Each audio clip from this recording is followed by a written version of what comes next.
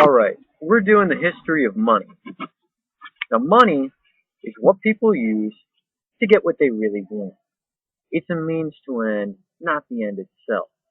You don't need money to survive, but you need food, clothing, shelter, and money can get you all of these. Now, money itself can take many forms. It can be paper bills, coins, precious metals, precious stones, all that kind of stuff. Anything that people really think has value to it.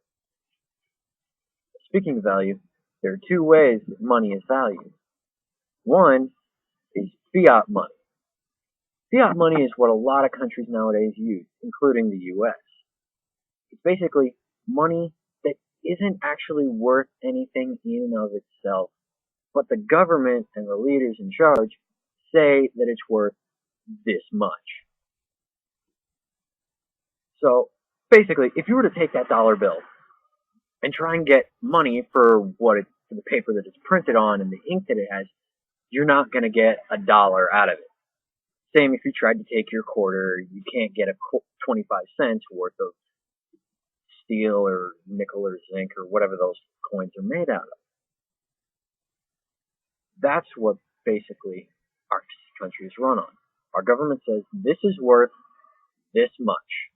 You can buy usually this much with it. And it's backed by the fact that our country and our government is going to be there tomorrow. Now, it wasn't always backed like that. We used to have all of our money backed up in places like Fort Knox with gold. That was until the Nixon administration, when he took us off the gold standard. That's when our money really became fiat money, at least to some people. The second type of money is commodity money. Now, commodity money can take a lot of forms, but the main thing is it's worth what it's made of.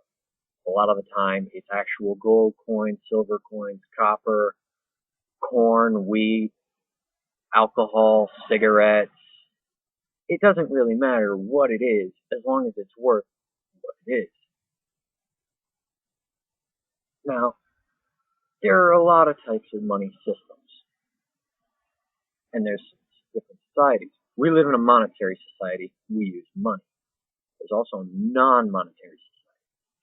There's been a lot of them around, and one thing you ask is, what do they use for money? Well, they used what was known as a barter system. Now, there have been no proof that there's been any society that was totally reliant on bartering. But there was bartering. And it's basically this. If I have something, you have something, and we each want what each other has, then we trade up to a certain amount of what I had and what each of us had to get what we both believe to be an even trade.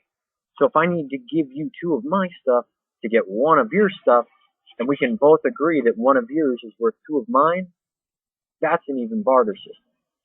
The only problem with barter is if nobody wants what I have, or if people don't have what I want, the system fails because there's no trading involved.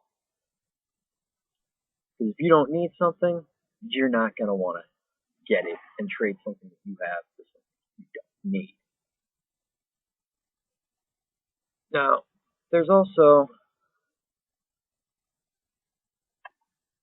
credit money. Credit money is it's credit cards. That's basically what it is. It's if you promise to pay me back, I'll give you this much money. But then when you do pay me back, I gotta make some money out of this. I'm basically running a business involved with giving people money. So I'm gonna charge you interest. Oh, it's usually a certain percent of what you spend. Now, credit money can get out of control sometimes because people don't realize they got to pay this back. They think it's just free money. Well, it's not. There's nothing free. You're always going to need to give up something for something else. There will always be a certain type of money, no matter what. That's pretty much